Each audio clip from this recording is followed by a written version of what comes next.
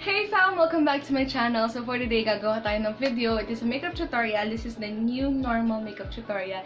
Ito yung mga pwede nyong gawin pag may mask kayo, of course. Actually, I tried to pull this na mas later pa because I'm still hoping na umayos na yung situation natin. But unfortunately, sa nakikita ko, I don't think may maayos siya anytime soon. So we're going to do this video.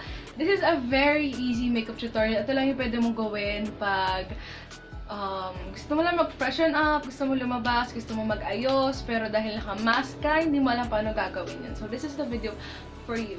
So if you guys are interested how I'm going to do this video, please keep on watching. Without further ado, let's get started.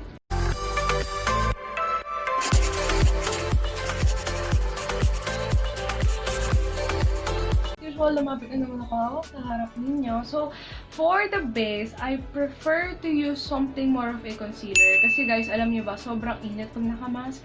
As in, minsan nakaka-irita pag naka-mask kasi ang init-init. But, yes, I'm going to use this. Lalagay ko lang siya sa under eye. And guys, ano pala, suggestion ko lang naman to It's still your decision. Yun. Still your decision. But I prefer you guys na mag-contact lens instead of salamin. Personal experience lang naman. Because, pag naka-salamin ako, I am using my hands pala. Pag naka-salamin kasi ako, tapos naka-mask, sobrang ang bilis mahulog ng salamin ko. And, minsan minsan nakaka-irita rin siya. And, lalo na pag may bit-bit ka, kung ano, grocery, ganun. Pag may bit-bit ka, minsan nakaka-irita na nahuhulog yung salamin ko. It's just my suggestion lang naman. Kasi, mas maganda yung mabibigay sa'yo ng naka-contact lens ka. Actually, I'm using contact lens right now. And I don't use contact lens every day. May araw na pinapahinga ko siya. But if lalabas ako na alam ko, magbibit-bit ako ng gamit, naka-contact lens ako. I'm just putting it sa places na alam ko magiging red ako. There we go. So, next, I'm going to use a cream product. Yes, I'm shaking the bottle. I'm going to use the Colorette Color Tint in the shade Live. Yes. Bakit cream products yung ginagamit natin you guys? It's because po is, dahil mainit sa ilalim ng mask, you want the product to stay much more longer than usual. Kasi kailangan, at kahit hindi siya masyado nakikita, the fact is, yung presentable ka pa rin kahit pa paano, and you want it to last longer than usual. Yes. Kasi mas mabilis ka magpawis, mas mabilis ma-rub off yung makeup pag naka-mask. And minsan din naman kasi you guys, yung mga naka-makeup under the mask, ito yung mga taong pupunta sa isang lugar na magtatanggal ng mask. Like, seryoso. You can also do this if pupunta ka lang naman ng grocery. You know that it's limitless. And then after that, I'm going to powder it down. But going to powder it down, I'm just going to use yung Nichido final powder in the shade Iniglo. And gagamitin ko lang yung puff na kasama niya. Para translucent lang siya. Like, it looks white, but it's not, I promise. Diba you guys, kung makita nyo, I'm more of a, hindi naman ganun ka-flat tingnan, but it's much more decent. Alam niyo yan, mas maayos naman ako tingnan kaysa sa walang makeup. So next is I'm going to do my brows. This is the Detail Make Brow. And I got the shade 1, I believe. This is a powder product, you guys. And ginagamit ko to pag may time ako mag-ayos. And I really don't like the brush. It's kind of fat, but at the same time, it's okay.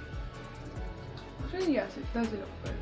Ayun. So, I'm using a powder product, you guys. Kasi para sa akin, mas nagiging natural siya tingnan. Kasi powder siya. For some reason, mas natural sa akin tingnan ng powder. But, aayusin ko pa yan. If that is not the final shape. Kasi, nadadala tayo there. So, there we go. So, guys, I did my brows. They're certainly not sisters. They're not twins, nor sisters. They're actually cousins. Third cousins. They look so much not alike.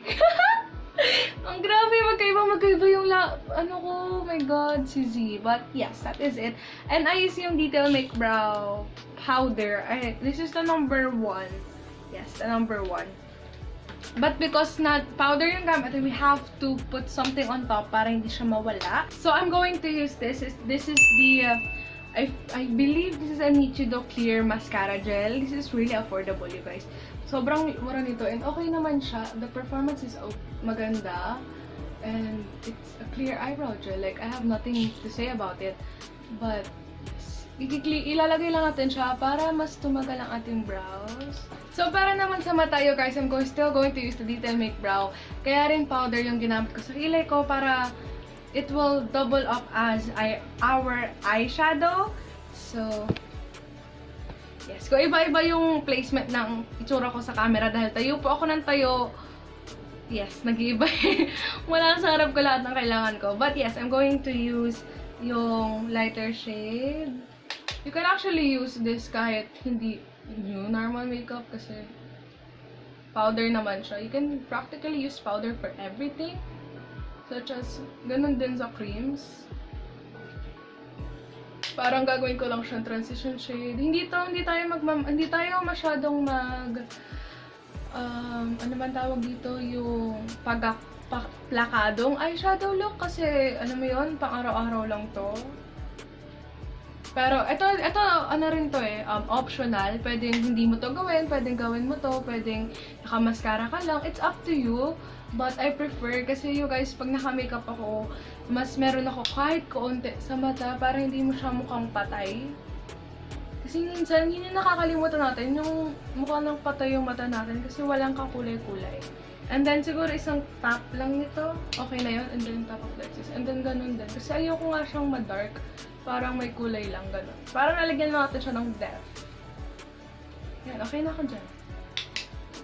There we go! And then, after the eyeshadow, gagamit tayo ng mascara. So, after na eyeshadow, gagamit tayo ng mascara. I'm going to use the Everbelena Waterproof Volume Curl Mascara.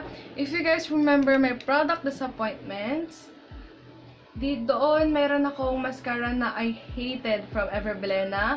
Ito yung pwede nyo gamitin nyo guys instead of that. Kasi mas okay yung formula niyan. Mas makakatakot yung wand, sobra, kasi medyo malaki. But, you know what, for the formula and the volume that binibigay niya sa akin, it's pretty good to be honest. So, I'm gonna coat the lashes. Coat lang natin ng...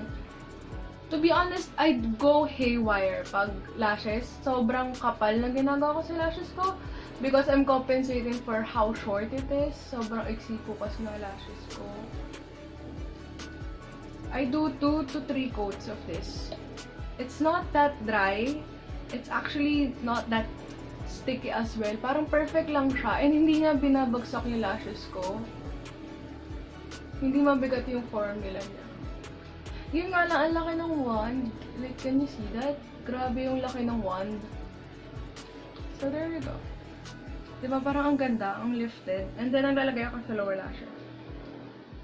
Grabe yung takot ko pag lower lashes yung ginagawa ko. That's it. And then, you can use whatever lipstick you want. Isa din sa ba't hindi na ako nagli-lipstick, it's because hindi rin naman siya nakikita. But if I do use a lipstick, I use a lip liner. This is the Shawel Makeup Perfect Lip Liner Pencil.